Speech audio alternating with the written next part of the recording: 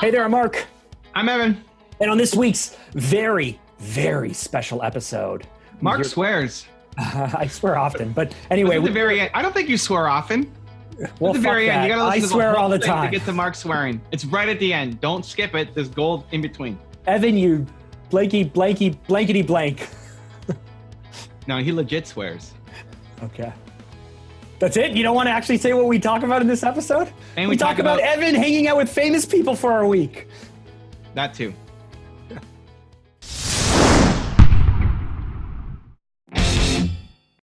Here we are. Here we are. Is it going, Mr. Evan Carmichael? I can't believe it. I haven't spoken to you on the podcast in like 2 weeks. Last time we spoke, you were about to get, yes, I see you have food. You were about to get onto a plane, hopefully getting through customs. Right. Wow. It's been a long time, dude. It's been a long time. I'm going to tell you, I got home last night. Nina went to pick up the dogs. Come on. Nina went to pick up the dogs. And I'm like, I don't recognize who this is.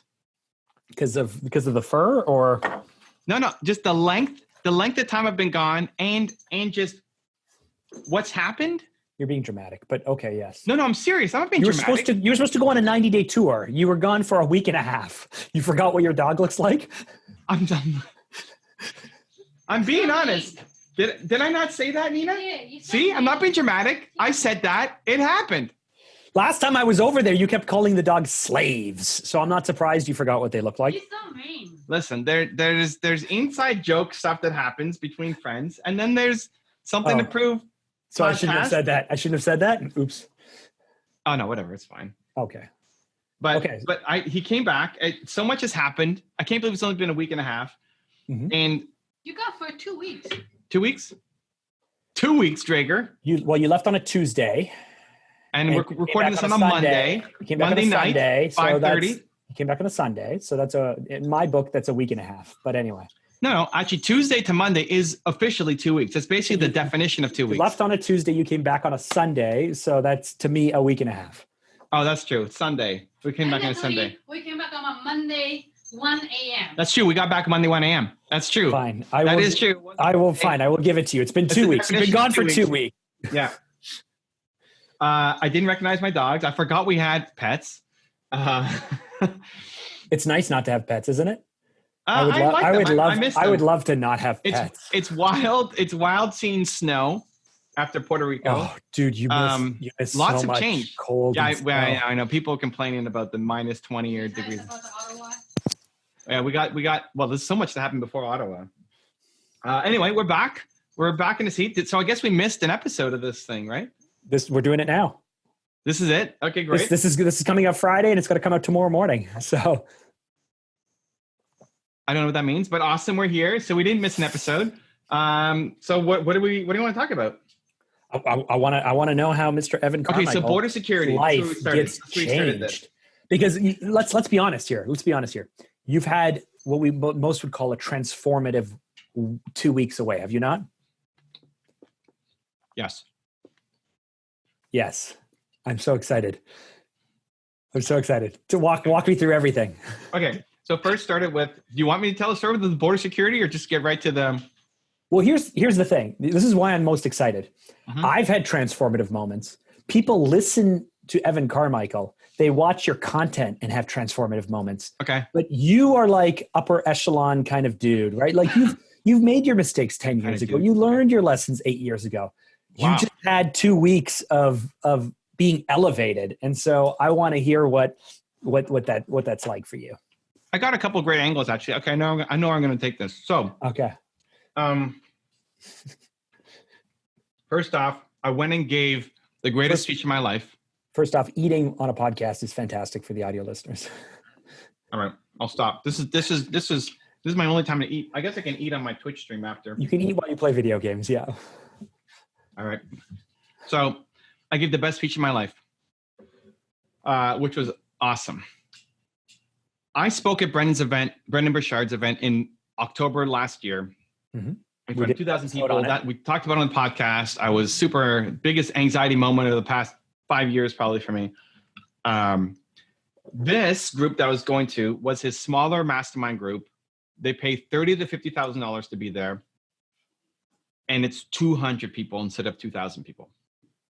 As I'm going and I'm seeing people in the hallway, people are stopping me and they're saying, hey, I saw you at Growth, which was the event in October. Can't wait to see you again. Like, oh, great. How's your channel doing? Like, oh, we haven't started yet. Like, what do you mean you haven't started yet? It's like, you loved my speech so much in October. It's January. Like, let's go. Let's go. And I realized it's just fear, right? It's just fear. These are experts. I don't know what range of business they have, but if you're going to drop 30 to 50K a year to be in this group, to go to 3 or 4 meetings a year, yeah, you have to be at a certain level, but they're still afraid. And so I thought, you know what? I'm going to lead with my story of what happened at Growth last year. So I was going to lead with, I'm an introvert. I don't talk to the people next to me on the airplane. And awesome story. The guy who was on the airplane with me was in the room. And said, yes, he did not speak at all. And it was great. It was so great. It was so great. What was his name? Justin? Yeah. Justin.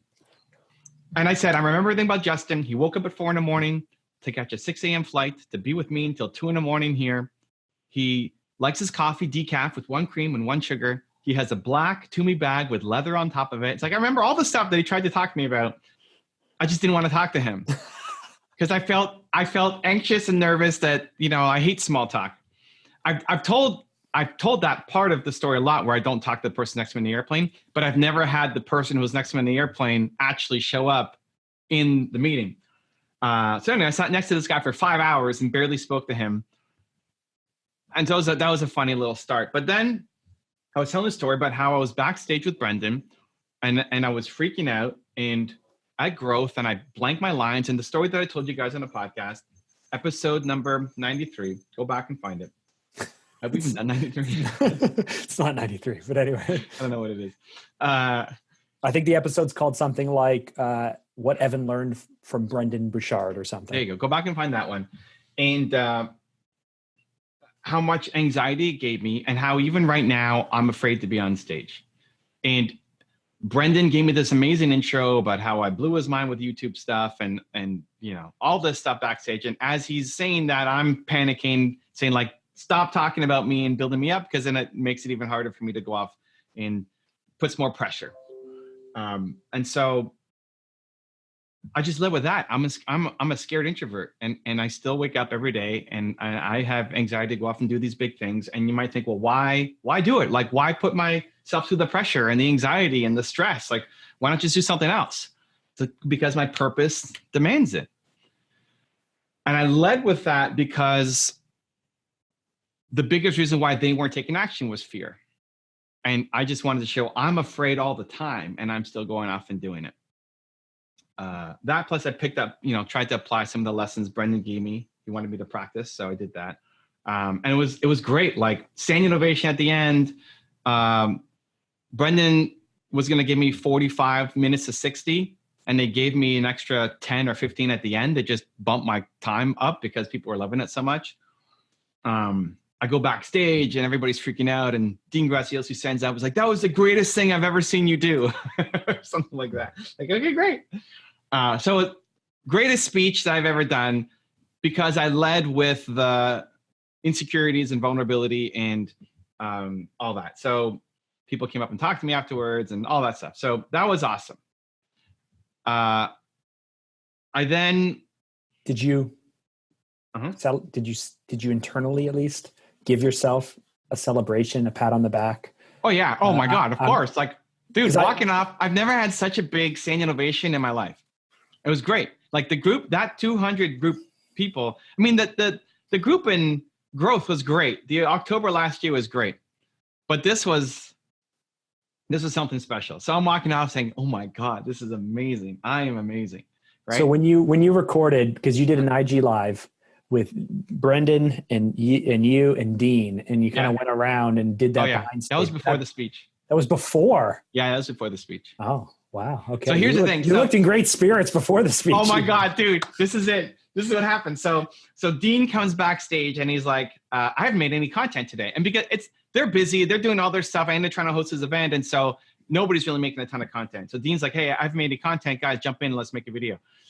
And he just pulls out his phone and starts recording, and then said, "Hey, I'm here with my crew." I forget what he said. And then he puts the phone on Brendon, and Brendon shares something, and then they're like, "Oh my God, it's coming to me next. It's coming to me next. I know it's coming to me." It's like Dean into Brendon into me. I gotta bring it. And as Brendon's talking, like, "Okay, good, okay. I gotta match the energy. I gotta bring some fire. Like, I am ready. Bring it." This is the story that I'm. It's going live on the Dean's channel, and so like, okay, that was my mindset. And then he put the phone on me, and then I was just ready to. Yeah. Pure fact. Myself up to the point where Dean was even like, "Whoa, that was really good." I don't remember what I said, but it was great. I was proud of myself for that too. But that was before. I think it might have even been the day before. Like I was speaking the next day or something on stage. My computer keeps like making crazy noises. You have my headset on. Can you hear all those? Yeah, that's okay. They're not unpleasant. Jeez. Okay, I'm not gonna close it. What's happening? What is all this stuff? It's comments. Oh, because I'm logged into a different YouTube channel. Anyway, that's fine. Good times. Today's been wild. It's been nonstop. Anyway. We're okay. So you're there. You give the greatest. You're proud of yourself. I'm proud of myself. Insanely proud of myself. Clapping. But just before I went on stage, I had a goal. Thanks to my friend, my dear pal, Mark Drager. Me. Who said something about, I think so. Maybe I'm not giving, maybe I shouldn't give him credit. Just about asking for more help, asking for bigger stages, asking to, yes. It was you, right? What did you message me? You mean that day, what I did? Yeah. Oh yeah. Well, do you want me to share what I said? I don't know. Paraphrase it. I said something like, this is it. You are on the cusp of a really big wave. You need to take advantage of the moment you're in, the people you're around, and make connections that you'll be able to ride for the next 6 to 12 months and not let this moment fade. Something like that.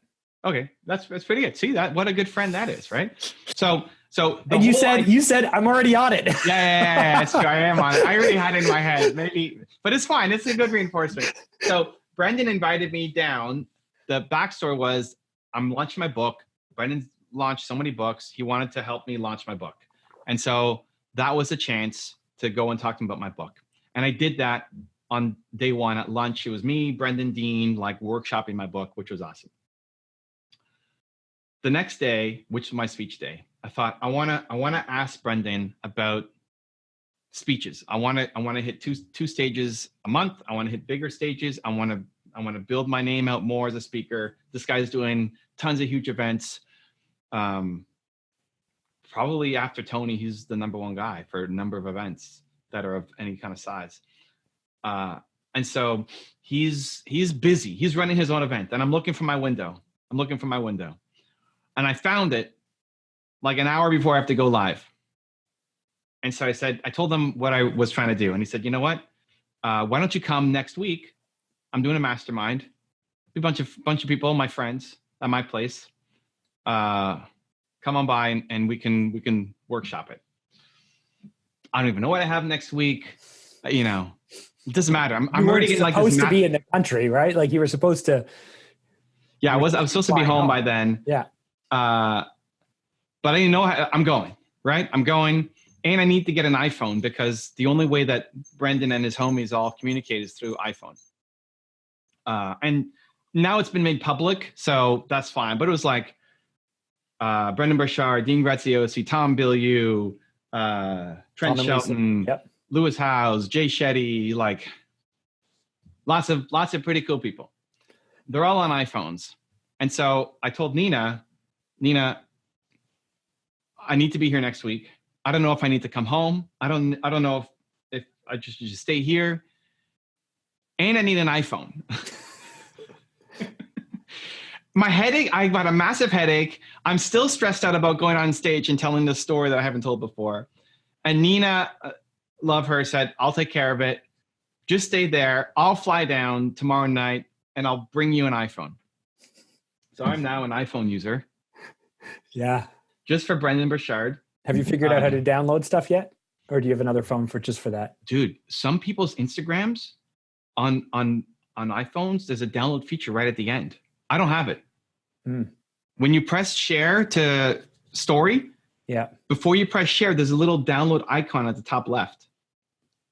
I was like, that doesn't happen. You need to have a third app. And then she did it and she showed me and there it was. Like, what version of Instagram do you have that works? Anyway, that's wild. Throwback to an episode or 4 ago. Anyway, so I'm panicking. I'm proud of myself that I asked, right? Like I found my moment. I asked, I got invited to the big table. And so I was very proud of myself. Listen, I'm proud of you too, because I think most of us in that situation would have been very happy to have been invited to begin with, would be very happy to just come and serve. And we come, we do our thing. We're just grateful to be there. We don't want to ask for too much. We don't want to overstep on anyone's toes or overstep, decorum. I don't know what the right word is, but you don't want to put yourself out there. What are you doing? You don't want to put yourself out there just to have someone say like, listen, buddy, like it's good. You should just be happy that you're here. Thank you very much. That's what you're afraid of, right? Yeah. But you did it. I did it with respect and curiosity and all that, but we did it. Do you see how happy I am for you? It's a big smile. Yeah, I was happy for me. I was happy for me that I asked, right? I'm happy for you because I don't know if I'd have the courage to do that, but I don't know if I'd have the courage to do it. Yeah. But I did. Anyway, and then I went on stage an hour later. So I'm like, I already have a massive headache. I'm stressed out about how I'm going to handle this thing. I don't even know what I have next week that I had to, Sandra and Nina would have to cancel on people and figure stuff out. And I need to get an iPhone and all that. So that was crazy. I went off on the speech, crushed it, and then enjoyed like the rest of the night, just helping people, talking to people outside, people coming up. My favorite part.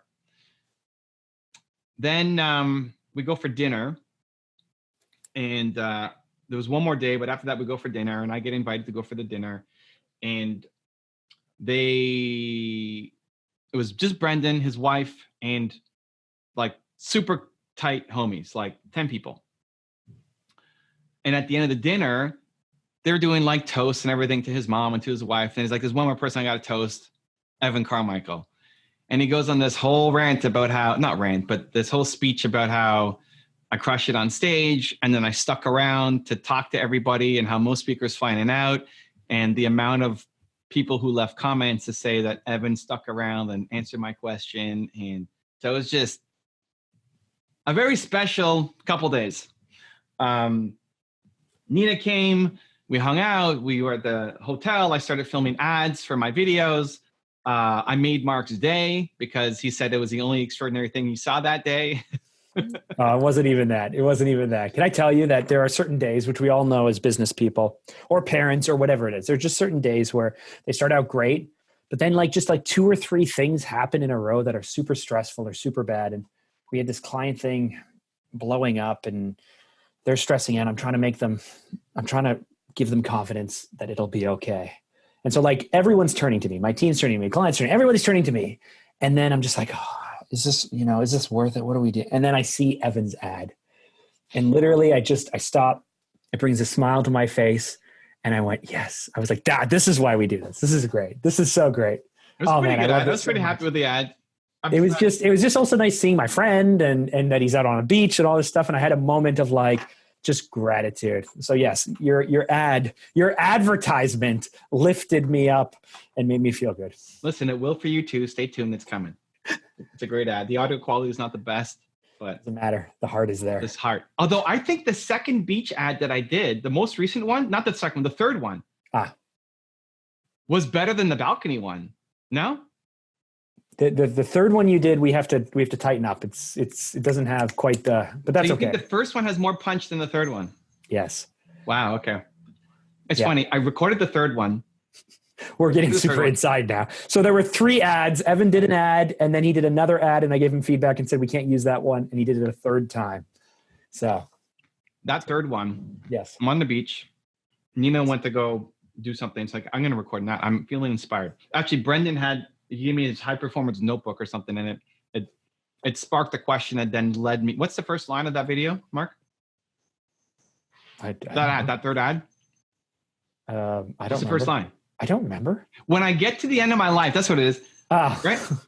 I want to. I know that's the first line. I know that's the first line of your book script. Is that it? All right. Well, that's why it's so good. I kept it. Oh, okay. Yeah. My life, yeah. When I get to the end of my life, when I'm taking my last breath, I want to know that what I did matters. That I lived life with no regrets, and something else. Anyway, I felt inspired, so I'm gonna make this ad. And I walked down the beach, no tan, shirtless, super white, and I pumped fire into the phone. I come back to Nina and said, "Oh my God, I did it! I just recorded a beautiful ad." And you didn't hit record?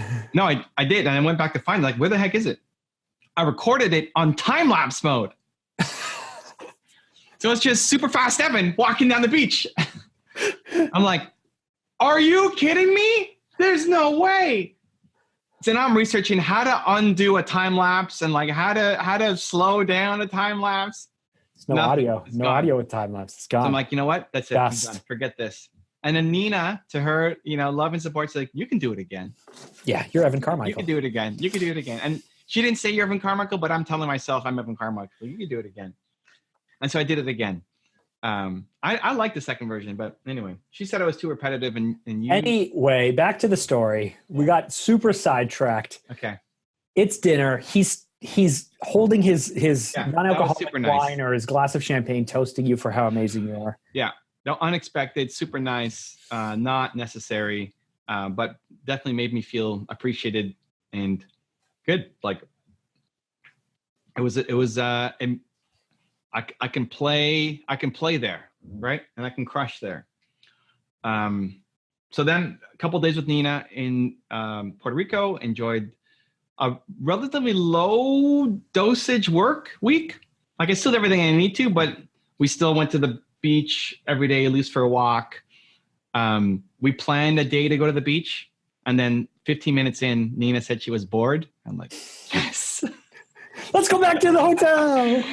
Let's go work, baby. Although I had my workbook. I was working on the beach anyway. So that was amazing. Then we go to Brendon's resort. He lives on a resort. And then it's 3 days of just data, ideas, mind dump that you just can't process. Right. So David Bach giving me ideas and Russell Brunson giving me ideas and all these people giving me ideas on what to do. The format is basically you go around the circle and a table and you share what's going on and what you need help with, but lots of open breaks, which also caused me massive anxiety because the open breaks are just, he says, yeah, take 5 minutes, which turns into 45 minutes where people just hang out. Right. And like, because they all know each other. They're all friends. They have small talk and you're the outsider. Some people know each other. Like half the group was there last year, but the others are just way better at that stuff than I am. Right. This is like my worst nightmare, where I'm sitting there like do. So you're like the wallflower. People are talking to each other, and I'm being left out in the cold. Wow. So I made a conscious effort to a limiting self-belief, or is that an actual thing that you think you're not? Do you think you're not good at it, or are you really not good at it? Both. Probably one, therefore the other. But I definitely don't enjoy it. You don't enjoy hanging out with people? No, just hanging out. No. It's got to be purpose driven. Then I love it. But I didn't go home. I didn't go to the hotel once. Like I stayed there, even on the 3-hour breaks and other people left. I stayed there. I found someone to talk to. I pushed through it, made stuff happen. I saw you helping someone on Lewis Howe's Instagram feed. Oh, that was his girlfriend. Oh, was it? Okay. Helping. I was talking, and then there's a lot of there's one woman I'd never heard of. And after I said my part, she came up to me and wanted to talk about her YouTube channel. And she just sold the business for $1.4 billion. Like, okay, great. Yes, the cosmetic company. Yeah, let's get you on YouTube. Awesome. Yeah. So I stayed the whole time, made myself proud, did not go home, even though I could have. Even though it's 5-minute walk, and stayed. And so got lots of ideas. By the end of the second night, my head was swimming with too many ideas. Are you texting somebody? What are you doing there? I'm playing with some screws, but I'm actually just thinking how happy I am to hear. Nice. You bump up against all of these things that all of us bump up against all the time, and you seem to have figured out. Oh yeah, no. Those things I bump up against all the time. I realize, but we don't see it. We don't see it, right? Well, this is the thing. Like I updated my Instagram bio and Twitter bio. It says like introvert entrepreneur. I'm afraid of, but that I can lean in on. There's a lot of things that I do that people can't relate to. We talked about it in the car a little bit before. Yeah. But this is something that I need to lean in more on because I actually feel it. Yeah. I'm sitting there feeling like every person in that elite group, that exclusive group, feels that or felt that too. It's universal, right? Maybe, but a good chunk. Some people love networking and love talking to people and love like going up and saying, "Hey, I'm whatever." Boom, boom, boom. Anyway, by the end of the second day, my head's swimming. I got notes. I don't know how to execute. I haven't figured out the plan, which is now starting to drive me nuts because I still haven't done anything. Brendon and Dean already changed my whole model 4 days ago at the other event. And now I'm here getting new ideas and it's just feels overwhelming. So I told Nina when I got home, I need to just take my notebook and sit with it and transfer it into Evernote in a way that kind of makes sense. Because otherwise I'm going to show up to the last day and be just a mess and not be able to give anything. So anyway, that worked, did that, got my plan. Most of the things don't make sense for me to do yet, but building it up. They wanted me to do a free plus shipping model. I can't do it with my book, but they want me to buy the book at a discount, sell it at a huge discount from market, build up a list. And the big thing is they want me to do a membership where for $49 a month, I'm in the Facebook group, but we do private live training for 90 minutes every 2 weeks, plus access. And that's the big shift that I need to wrap my head around, get ideas around, talk to Mark around, start implementing and executing in time for the book launch. But the thing, I didn't tell Mark quite this story yet, so this is good that he's on the call. Wow, thank you for having me. Yeah. There's a guy who works with Brendon named Mel.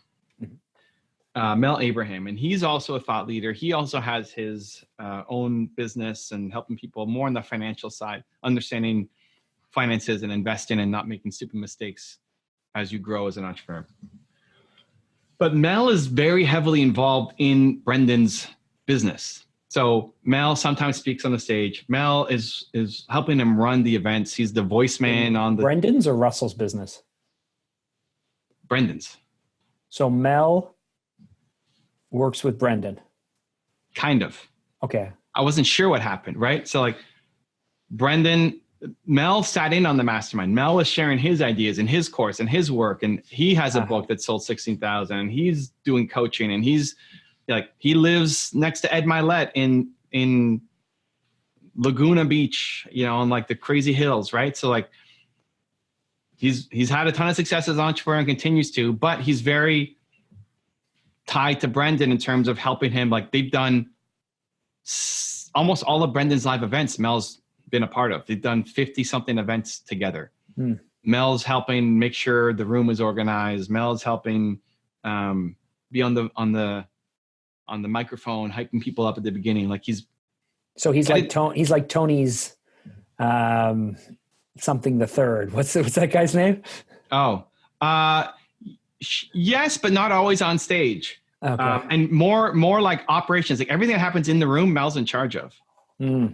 Not just a speaker, but he runs the show inside. Like if somebody asks a question, Mel's going to be on one side with a microphone. If somebody's going to charge a stage, which doesn't happen, but Mel's like right there. He takes the most important security spot because he used to be security way back in the day. Okay. So, I asked him, I was thinking about it, like, how does this happen? Like, how are they working together? He has his own thing, but he's also helping him. I didn't get it. So I asked him on the last day, like, this is going to be a weird question, but I want to pick your brain on something. There's a lot of these like terrifying moments of asking questions. Okay, hold on. I love where you're going with this because Okay. it has to do with my favorite topic, which is me.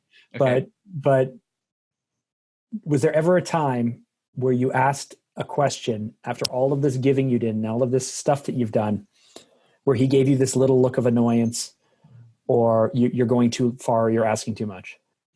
I asked them for their email sequences, and they basically said no. Yeah. Both, well, a couple people.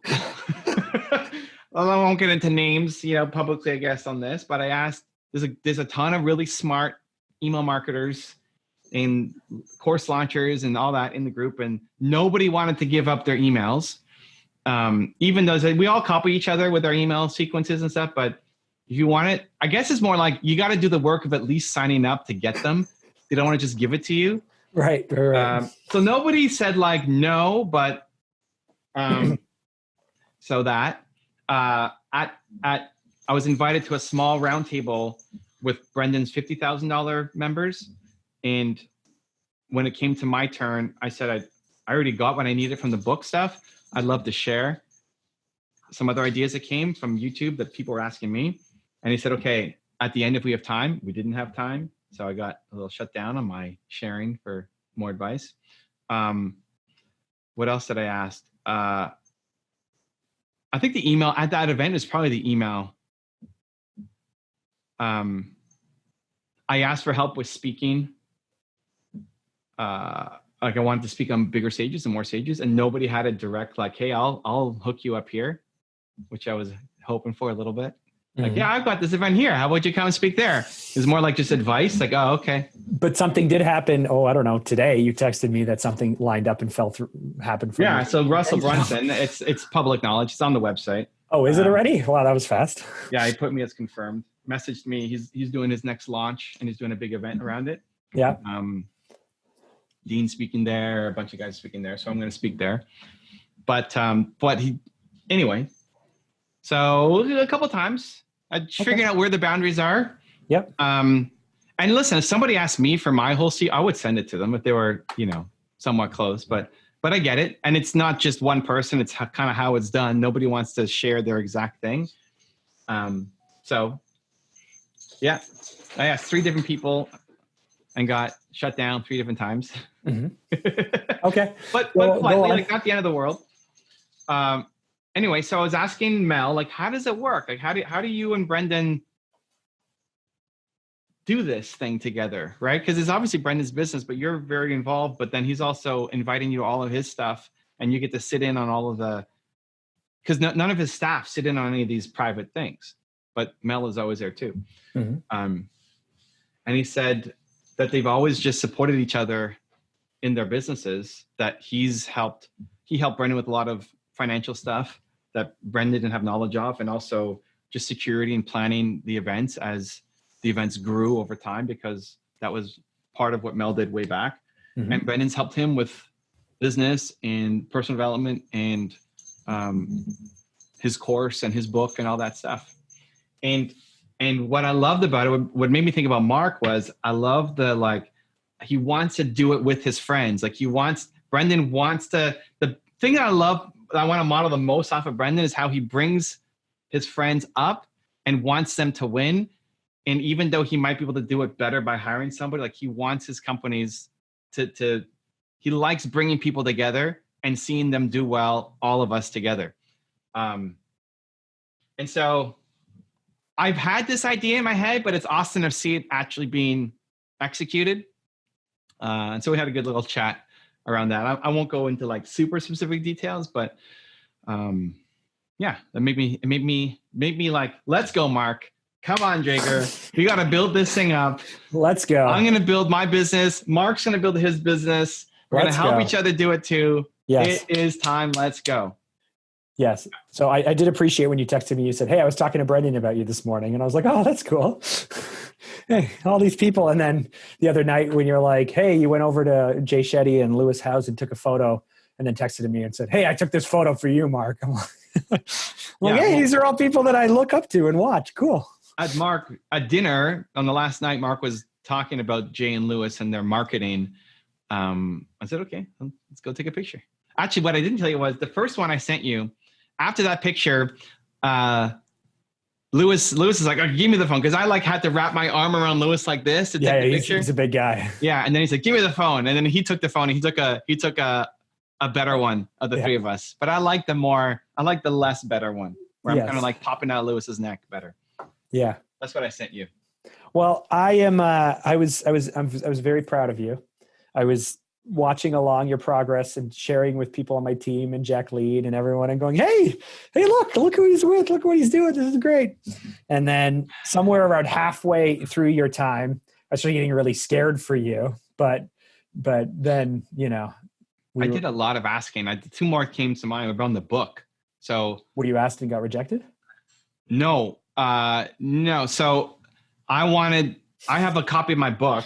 I don't have it. So we took this, we just have this, right? Yeah. The what's the first round called? The preview copies? No, what are they called? Oh, it's going to bother me. Print press?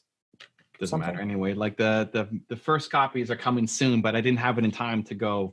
So we printed off fake covers, wrapped it around your one word, and then showed up. And as I was taking pictures of the people, in my head is like, I want to get Brendon with the book. Brendon reading. Right. Oh, that's later. So I want to have Brendon with the book. I want to have Dean with the book. I want to have but I know them well enough that they would do it and wouldn't be a problem. Right. And I had I knew Lewis would do it. I thought Tom would do it. People who I've connected with, but Jay Shetty, I didn't know super well. Russell Brunson, I didn't know super well. And then all these other people I didn't know at all. Right. And so some people I flat out asked, hey, Brendon, you want to take a picture of the book, help me with the marketing? Yeah, sure, no problem. Others, I went up and said, hey, do you want to take a picture? And we say, book or no book? And everybody said book, but I gave them the option to back out if it was too awkward or weird. And I tried to make sure I was giving value first before just showing up. But I don't want to be the guy who's just there hawking his book. But everybody said yes with the book. So it got all these awesome pictures of people with the book. So that was a little nerve-wracking doing that ask.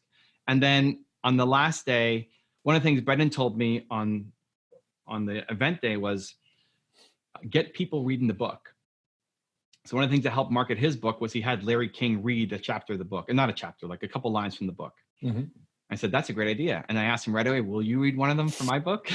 And he's just like, and he's like, yes, of course. Like, okay, great. And so it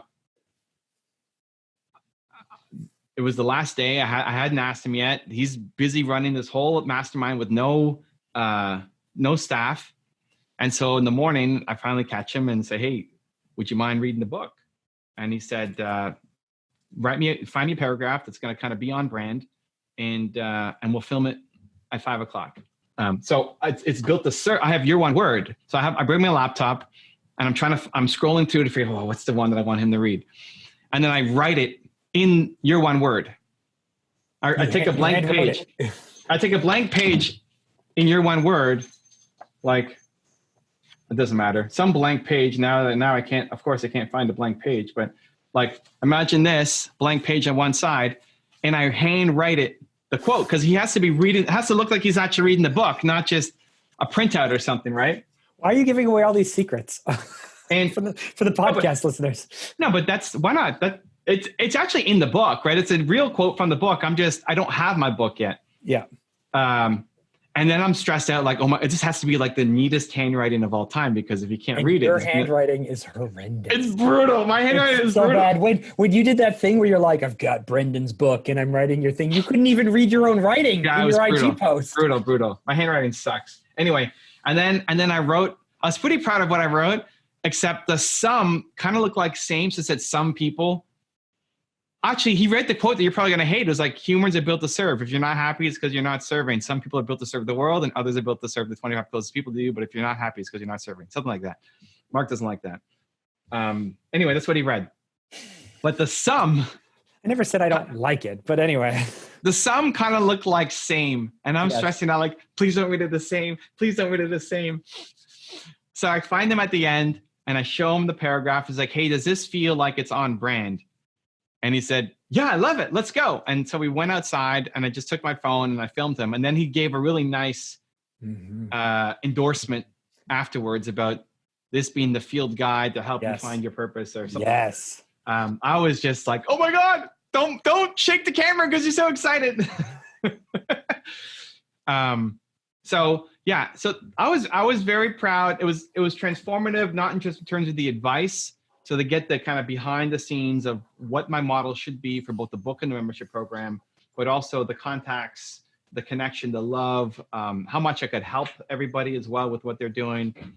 And then, you know what? There's a big lesson here for us introverted entrepreneurs. You know, I've noticed this. I learned this lesson in the fall. I went out for dinner with someone, and the entire dinner they kind of spoke about themselves, what they're doing and what they've been doing and what they're thinking about doing, and questions about, you know, this and about that. And throughout they're like, I can't wait to find out what you are up to. And then they talked for like an hour and a half or 2 hours, and I listened and I asked questions and we had a conversation, but it never came around to like my turn to share or to talk. You know, he's like, oh, we ran out of time and we got to get going. It was so great. This was an amazing conversation. Of course it was. I sat here and listened the entire time. And so I'm like, wow, like, you know, it makes me uncomfortable to have to jump in and start sharing and start asking and start talking and actually carve out, you know, no, this is my time. This is my 20 minutes now kind of thing. Like it just, I sit there and wait for them to kind of politely be like, and now it's your turn. And then even when people do, it still makes me uncomfortable because I'm not quite sure, you know, if I'm doing a good job or all of these stuff. And we all of us introverted people fear that, do that. And I kind of vowed that night, I was just like, next time I'm going to be, this person is extroverted. They expect me to just jump in and talk about myself because they do it. They're not going to get mad at me for doing it. So I got to try it. I haven't had an opportunity yet, but I'm proud of you for doing it. So even when I got my phone, I'm asking people for their number.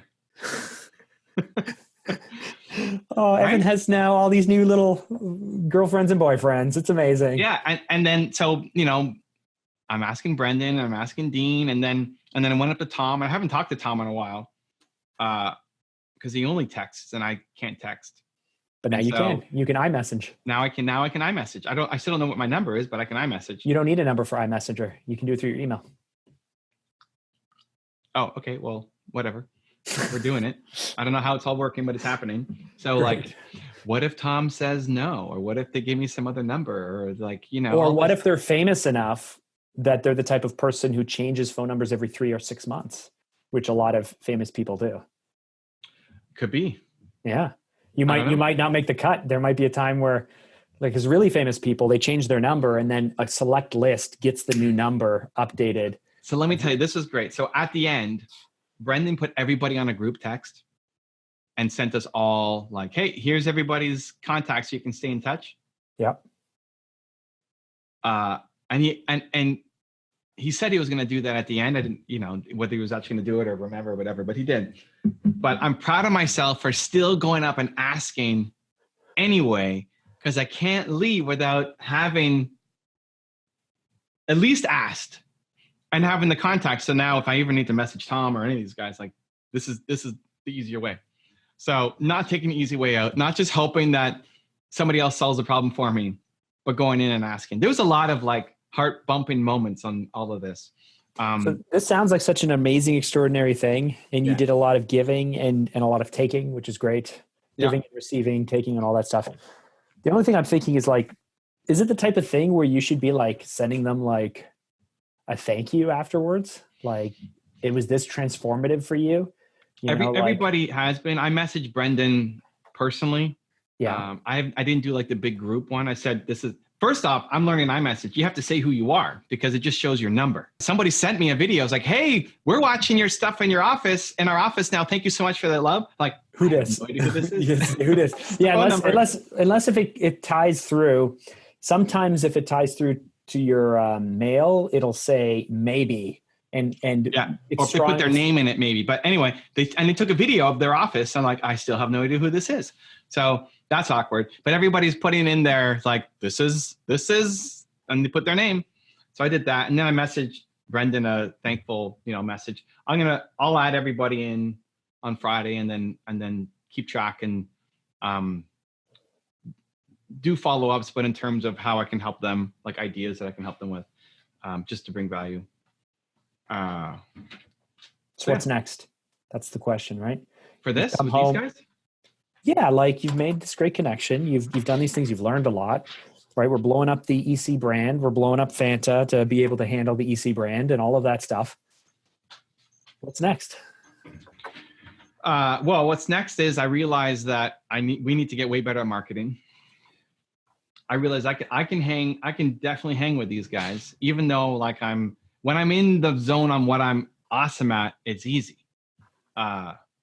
So I'm just as great at what I do, but the marketing piece, the positioning piece, is definitely lacking to play at that level. So definitely got to improve that.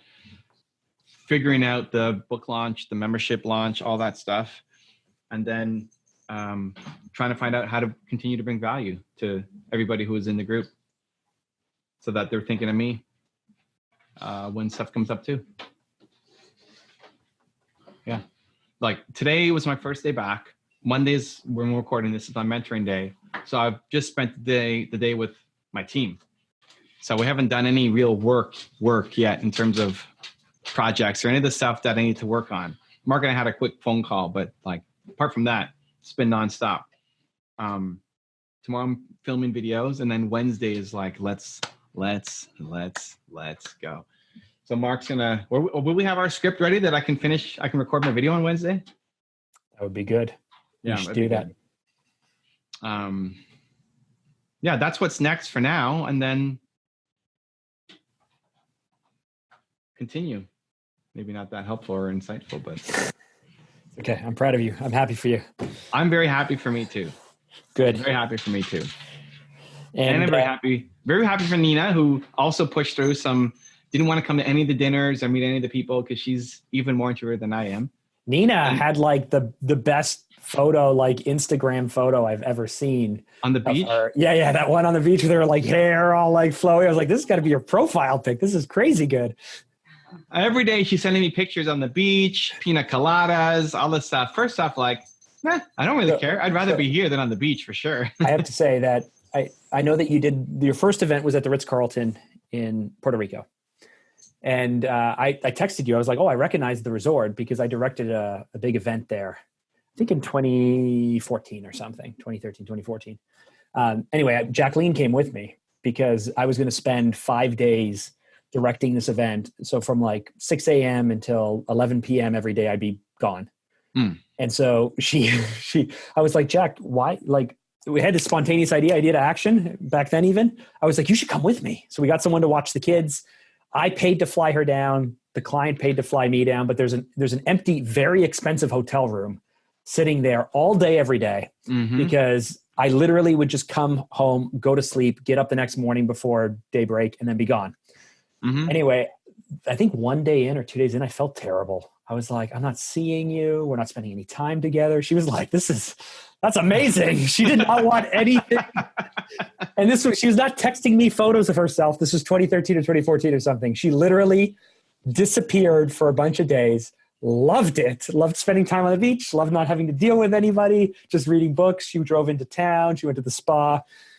And then when she saw that you guys were there, she was like, oh, I wish I can go back and do that again. We had 2 king-size beds in our room, so there was space. Yeah, I mean, so whenever I go to an event, I'm pretty all in. And this is something Nina and I talk about, always to figure out, should she come with me or not? Because when I go, I'm all in. Morning, afternoon, evening, like all the way, doing my talk and meeting people and helping them in the lobby. Like that's what I do. So she wasn't supposed to come to the first one. She didn't come to the first one. But then when she came for the 3 or 4 days in between, then made a conscious choice to spend more time to do work light mode of just what had to get done, or squeeze in things when she was whatever, napping or working herself. Because going into the mastermind was, again, 3 days of, we had dinner together. That's pretty much it. Like, wake up, go there, and I come back at 10 o'clock and like didn't see anything. So the last day we had a good half day where we went to the beach and ran in the water, did the cold plunge. That was awesome. So we have to still figure that out for future ones. How much does she come with me, stay here? Do we book an extra day or two before or after to enjoy the city a bit? I don't know. There's a bunch of travel coming up for all the stuff that I'm doing. So we got to decide. Depends on where you're going. Depends on where I'm going. That's the answer. Nina's been secretly listening to this whole thing and now decides to say something. That's okay. She likes to let Evan do Evan's thing. And she likes to inject at the right moments. Awesome. Well, I'm happy for you. Oh, but your audience likes it when I come. Wow. Nina's been developing quite the little piece of confidence over there. But your audience likes it when I come in. Yeah, everybody likes Nina. I know. I like it. I like Nina building up her confidence. It's great. Okay. That was the Evan storytelling episode. Catch up from the tour. We'll see what we talk about next time. Mm-hmm. Final words of wisdom from Mark Drager. What? Well, you went on your story about how when you went to a dinner and all you got to do was listen, but you never got your chance to say anything. You did a great job listening for 53 minutes. Mm. And now you're going to end by sharing. We're going to end this episode with a Mark Drager moment of wisdom to blow your face off. Lean in, pay attention, everybody. Turn up the volume. Greatness is coming, and go. You have to do things that scare you. I don't know.